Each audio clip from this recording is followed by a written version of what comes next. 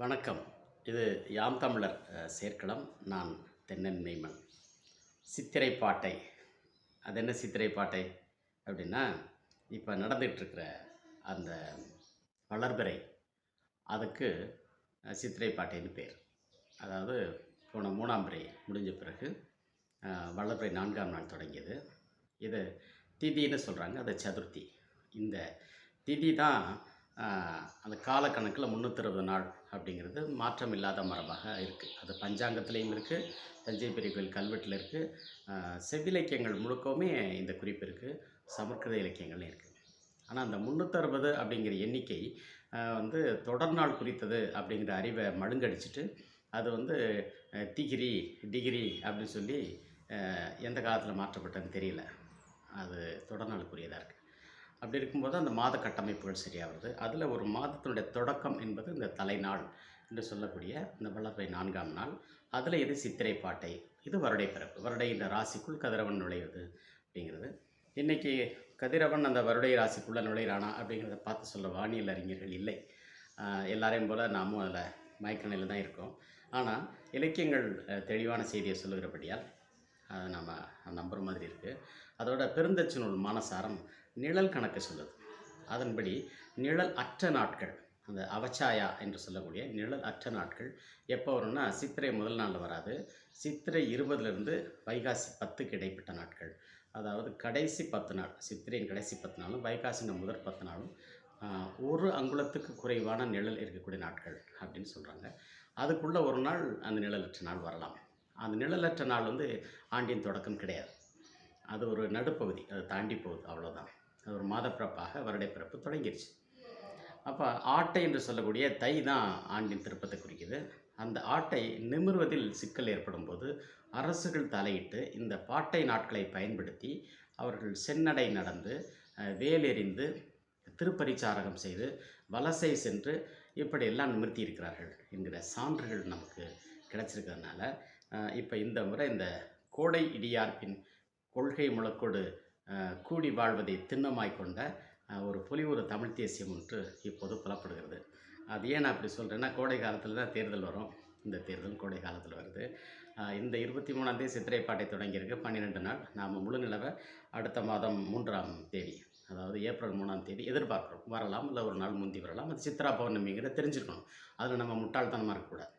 சரி, அடுத்தது அடுத்த அதே மாதத்தினுடைய ஆங்கில நாள் 23ஆம் தேதி தேர்தல் என்று அறிவிக்கப்பட்டிருக்கிறது. அது நல்லபடியாக நடக்கட்டும். எல்லாரும் பங்களிப்பு செய்வோம். இதில் நாம் இந்த முறை புறக்கணிக்க வேண்டியது இந்த கெட்டுப்போன கூட்டணி பொட்டலங்களே. அது ஏற்கனவே இந்த பழைய பொட்டலமாக இருந்தாலும் சரி, அது புதுசாக கட்டப்படுகிற பொட்டலமாக இருந்தாலும் சரி, அந்த பொட்டலங்களே புறக்கணிச்சிருங்க. என்ன அப்போ செய்யணும் அப்படின்னா, இந்த தலைநாளை முதன்மைப்படுத்துகிற, தமிழ் புத்தாண்டை முதன்மைப்படுத்துகிற ஒரு அரசியலை யார் முன்னெடுக்கிறாங்களோ அவங்க பக்கம் சாஞ்சிட வேண்டியது தான். இகலுக்கு எதிர் சாய்தல் ஆக்கம் அப்படிங்கிறது மாதிரி. அப்போ இவங்களாம் இதுக்கு எதிராக இருக்காங்க. அந்த தலைநாளுக்கு எதிராக இருக்கவங்க எவனாக இருந்தாலும் ஒதுக்கிடு அப்படிங்கிறது தான் நமக்கு கொள்கை. அந்த வகையில் போன மாதம் 21/2/2026 திருச்சியில் கோலாகலமாக தொடங்கிய நாம் தமிழர் கட்சியினுடைய அந்த அரசியல் 234 தொகுதிகளுக்கான வேட்பாளர் அறிவிப்பு மாநாடு அதோடு போயிடுச்சு. அடுத்த பாட்டை வரும்போது ஐயா அந்த நல்லவர் மட்டும் தனியாக போயிட்டு ஒரு தோசைக்கரண்டி தூக்கிட்டு திருத்தணி கோயிலுக்குள்ளே போயிட்டு வர்றார். தப்பு. நீங்கள் மக்களை ஏமாத்துறீங்க. மக்களை ஏமாத்துறதுக்காக கட்சியிலும் தொடரக்கூடாது. மக்களோடு பேசுங்க. உங்களுக்கு தெரிஞ்சதை தெரியாது ரெண்டையுமே சொல்லுங்கள். நாங்கள் 10 ஆண்டுகளுக்கு மேலே சொல்லிட்டு வரோம். 12வது ஆண்டாலும் சொல்லிட்டு வரோம். எங்களோட அமைப்பு ஒரு வல்லுநர் குழு. அது பேர் யாம் தமிழர் செயற்களம். அப்போ நாம் தமிழருக்கும் யாம் தமிழருக்கும் ஏதாவது தொடர்பு இருக்கான்னா, தொடர்பு இல்லைன்னு சொல்ல முடியாது. தொல்காப்பிய நூற்பா 647 இந்த 2 சொல்லுக்கும் இலக்கண விளக்கம் தருகிறது. அது பாலறிய வந்த உயர்திணை கிளவின்னு சொல்லுது. அது இலக்கணம் தெரிஞ்சவங்கள்ட்ட நீங்கள் விளக்கம் கேட்டுக்கலாம். எங்களுக்கு அது முழுமையாக இன்னும் புரியலை. ஆனால் யாம் என்ற சொல் முழுமையை குறிக்கக்கூடியதாக தான் இருக்குது. யார் யார் பயன்படுத்துகிறாங்கன்னா, அரசர்கள், மன்னர், வேந்தர், பெண்கள் பயன்படுத்துகிறாங்க. அதோடு கலைஞர்கள், பாணர் போன்றோர் யாம் என்ற சொல்லை பயன்படுத்துகிறாங்க. தமிழர் அல்லாதார் யாம் என்ற சொல்லை பயன்படுத்துறது கிடையாது அப்படின்னு தெரியுது. அப்போ ராஜராஜன் நாம்னு சொல்கிறான்னா அது ஐயப்பாட்டுக்குரியதாக தான் இருக்குது. அதனால தான் நாம் கொடுத்தனவும் நம் பெண்டுகள் கொடுத்தனும் தனித்தனியாக சொல்கிறான். அவன் யாம்னு கொடுத்தா 2 பேரும் சேர்த்து கொடுத்தணும்னு சொல்லியிருப்பான் போல இருக்குது. இப்போ கர்நாடகாக்காரன் காவிரி நம்மதே பாங்கிறான்.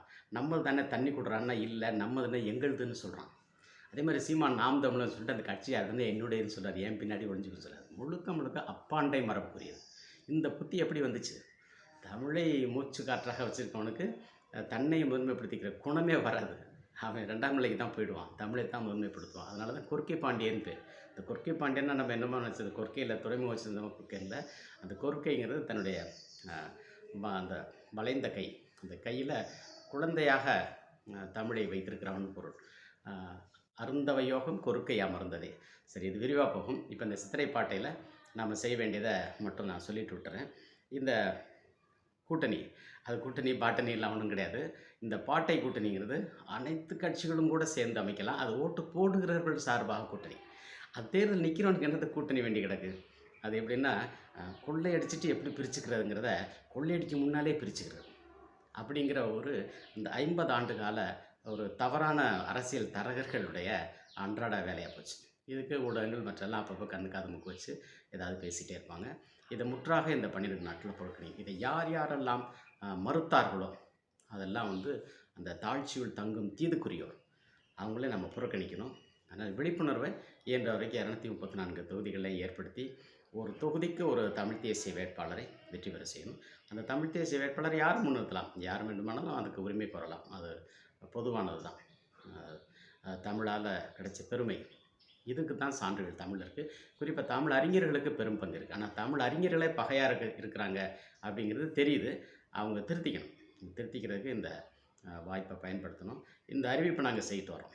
என்ன அறிவிப்பு வேண்டி கிடக்கு அப்படின்னா, இப்போ ஆண்டுக்கு ஒரு முறை மட்டும் இஸ்லாமியர்கள் முதல் பிறையை பார்த்து சொல்றாங்க. அது 1 மாத இடைவெளியில முன்னால ஒண்ணு, பின்னால ஒண்ணு சொல்றாங்க. ஆனா யாம் தமிழர் செயல்களும் ஒவ்வொரு மாதமும் சொல்லிட்டு வருது. கடந்த 12 ஆண்டுகளா சொல்லிடுச்சு. அது கிடைச்ச படிப்பினையின்படி தொடர்ந்து சொல்லும். மரபொழி தமிழ் தேசிய தக்காரம் இவற்றை பன்மைத்தன்மையோடு கூடிய ஆவணப்படுத்தும் முயற்சியில் தொடர்ந்து ஈடுபட்டு வருகிறது. இவ்வளவுதான் எங்களுடைய வேலை. இதுக்கு மேலே நாங்கள் யாரும் தேர்தலில் நிற்கிறது கிடையாது. வேட்பாளரை நிற்கிறது கிடையாது. ஆனால் கட்டாயமாக ஓட்டு போடுவோம். எல்லா தொகுதிகள்லையும் ஓட்டு போடுவோம். எல்லா தொகுதிகள்லையும் இதை ஓட்டு போடுவோம். நாங்கள் இந்த பாட்டை கூட்டணி சார்பாக மக்களோடு பேசுகிற போது அவர்களுக்கு எங்களால் இயன்ற அந்த வாழ் உதவி, வினை உதவின்னு சொல்கிறாங்கள்ல, வினை வேண்டுவழி அறிவு உதவியும்னு. அந்த மாதிரியில் ஒரு தொகுதிக்கு ஒரு அனைத்து மகளிர் தமிழ் பல்கலைக்கழகம் தொடங்க அடிப்படை வேலை செய்வோம். அது இந்த தமிழ் தேசிய அரசு அமையும் போது கட்டாயமாக அது முதல் செயலாக இருக்கும். இதெல்லாம் இந்த 12 நாள் 12 நாள் 12 முறை. இந்த 12 நாள் 12 முறைங்கிறது நம்ம ஐயா மோடி அறிவிச்சிருக்கக்கூடிய பிபிஜி ராம்ஜி திட்டம் மாதிரி இருக்கேன்னா, அது கிட்டத்தட்ட ஒத்து வருது. ஆனால் அவங்க 125 நாள்னு சொல்கிறாங்க. அது 144 நாட்கள் ஆக்கிட்டு 12 முறை 12 நாட்கள் அப்படின்னு அவங்க மத்திய அரசு முத்திரையோடு குத்தி கொடுத்தா கூட இது செயல்படும். அதில் ஒன்றும் பிழை வராது. அந்த பக்கம் அது அது ராமர் கோயிலுக்கு போகணும்லாம் நீங்கள் பயப்பட வேண்டாம். அது ஏற்கனவே ராவணன் கோயிலுக்கு வந்துருச்சு. அது பிபிஜி ராவன்ஜி. இதை நாங்கள் நெடுங்காலமாக சொல்லிகிட்டு இருக்கோம். அவர் கோயில் கட்டும்போதே சொல்லுவேன், நீங்கள் கோயிலை தான் நீங்கள் கட்டினீங்க, ஆனால் பிரதிஷ்டையானது ராவணன் தான். அதனால் தமிழ்நாட்டில் பாஜக அமைச்சிருக்க கூட்டணிங்கிறது ஒரு கண் துடைப்பு தான். இவங்க என்ன நினச்சாங்க, அம்புமணியை மட்டும் பிடிச்சிக்கிட்டா கட்சி வந்துடும்னு பார்த்தாங்க. அவர் ஒரு ஓட்டு மட்டும் தான் எடுத்துகிட்டு போகிறார். தினகரன் மட்டும் பிடிச்சிக்கிட்டா கட்சி வந்துடும்னு பார்த்தாங்க. அவர் ஒரு ஓட்டு மட்டும் தான் எடுத்துகிட்டு போகிறார். தலை இருக்க வாழை ஆடக்கூடாதுன்னு சொல்லிட்டு அங்கே ஐயா ராமதாஸ் அவர்களும் இங்கே சின்னம்மா அவர்களும் அதுக்கான அடிப்படை வேலை செஞ்சுட்டாங்க. ஒரு இடி தாங்கி வந்து குடி தாங்கி பார்த்துருச்சு. இந்த அதிர்வு எதனால் ஏற்படுகிறது அப்படின்னா, இந்த தலைநாள், ஜல்லிக்கட்டு, இது பண்ணுறது தான். இதற்கு நமக்கு சான்றுகள் நிறைய இருக்குது. மெரினா போராட்டத்தினுடைய அந்த கடைசி பகுதியில் யாரெல்லாம் அதற்கு தீங்கு நினைத்தார்கள்னு பாருங்கள். ஏன் இரவு தடியடி நடத்தப்பட்டது? யார் இந்த திருமுருகன் காந்தி? எதற்காக ப்ரெஸ் மீட் வச்சார்? ஏன் வந்து ஈரத்தை வச்சு கழுத்தறுத்தார்? இதெல்லாம் யோசித்து பார்க்கும்போது இதில் விரிவாக பேசப்பட்ட செய்திகள் தான் தலைநாள் பகை. இந்த தலைநாளுக்கு யாரெல்லாம் பகையாக இருக்காங்க பாருங்கள். கடந்த 5 ஆண்டுகளாக இந்த திராவிட மாடல் அரசு தமிழ் புத்தாண்டு வாழ்த்து சொல்லலை. இப்போ உங்கள் தேர்தலுக்கு இடையில் வருது ஏப்ரல் 14ஆம் தேதி சித்திரை.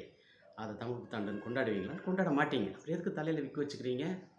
இப்போவே கை வச்சுக்குங்க. ஏன்னா குளத்தங்கரையில் கொக்கு பறக்கும், தேர்தலுக்கு முன்னால் உங்கள் விக்கு பறக்கும். பறந்துடாமல் இப்போவே கை வச்சுங்க. அம்போன்னு விட்டுட்டீங்க. தமிழ்நாட்டை தலைக்குனியாக வச்சுட்டீங்க. அடுத்து நாங்கள் நிமிரணும். நல்ல பானையை தூக்கி வச்சு பொங்கல் வைக்கணும். இந்த ஜல்லிக்கட்டை ஒழுங்குபடுத்தணும். அதுக்காக இந்த தமிழ் புத்தாண்டு அரசியலை ஒளிவு மறைவில்லாமல் மக்களோடு யார் பேசுகிறார்களோ, எந்த வேட்பாளன் பேசுகிறானோ அந்த வேட்பாளனுக்கு தான் அனைத்து கட்சிகளுடைய ஓட்டும் உண்டு என்பதை இந்த பாட்டை கூட்டணி, இந்த தென்னந்தோப்பு கூட்டணி கட்டாயமாக செய்யும். இந்த அறிவிப்பை கேளுங்க. நன்றி.